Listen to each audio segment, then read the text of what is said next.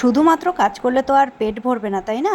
কাজ অবশ্যই আমরা পেটের জন্য করি, তবে পেট ভরার জন্য আমাদের দরকার খাবার। আর আজকে আমরা খেতে চলে গেছিলাম আমার এক ভাইপোর উপনয়নে। আর আশা করি উপনয়ন মানে সবাই জানো, বাঙালি ব্রাহ্মণ ছেলেদের যে পৈতের অনুষ্ঠান হয় তাকেই উপনয়ন বলা হয়। তো নমস্কার সবাইকে, রূপটান হেয়ার অ্যান্ড বিউটিতে সকলকে স্বাগত। আজকের মিনি ব্লগে আমি তোমাদের সাথে কোনো মেকআপ শেয়ার করছি না। আজকে আমি অনুষ্ঠান বাড়িতে ঠিক কী কী খেলাম এবং তারপর কী কী করলাম সেগুলোই তোমাদের সাথে শেয়ার করব। তবে সকালবেলা আমি স্যালনে এসে যে কাজগুলো করেছিলাম সেই কাজের ভিডিও আমি নিতে পারিনি, ব্যস্ততার মধ্যে। আজ কাজ শেষ করে বেরিয়েছিলাম নিমন্ত্রণ বাড়ির উদ্দেশ্যে। বাড়ি থেকে অনেকটাই দূর ছিল, আর নিমন্ত্রণ ছিল আজকে চাকদাতে, আর লজ ছিল বেলাভূমি। যাই হোক, খেতে বসেছিলাম খুব ক্ষুধার্ত অবস্থায়।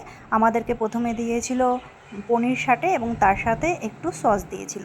আমরা সেটা খাবার পরে আমাদেরকে দিয়েছিল সাদা ভাত, ডাল, আলু ভাজা, মানে ঝুড়ো আলু ভাজা, সেগুলো খেয়ে নিয়েছিলাম। তারপর দিয়েছিল পটল চিংড়ি, আলু পটল চিংড়ির তরকারি, এবং তারপর দিয়েছিল ভেটকি পাতুরি, এবং তারপর পাতে পড়েছিল দই কাতলা, এবং তার সাথে সাথে চাটনি, পাঁপড়, মিষ্টি তো ছিলই, এবং এখন দিয়ে দিয়েছে আইসক্রিম। এবং তার সাথে আরও একটা স্পেশাল জিনিস আছে। কী জিনিস চলো তোমাদেরকে দেখাই। সেটা ছিল পান। আর এই পানটা কিন্তু আমি খুব ভালো খাই। এখানে খাওয়া দাওয়া পর্ব শেষ করে যে যার মতন আলাদা হয়ে গেলাম। আর তারপর আমি পান মুখে দিয়ে চিবোতে চিবোতে চললাম দিদির বাড়ি। আর দিদির বাড়ি যাওয়ার সময় সাথে নিয়েছিলাম আমার বাড়ির গাছের সজনে। সেখানে গিয়ে দিদির বাড়ি বেশ কিছুক্ষণ আড্ডা দিয়ে তারপর বাড়ি ফেরার উদ্দেশ্যে রওনা দিলাম।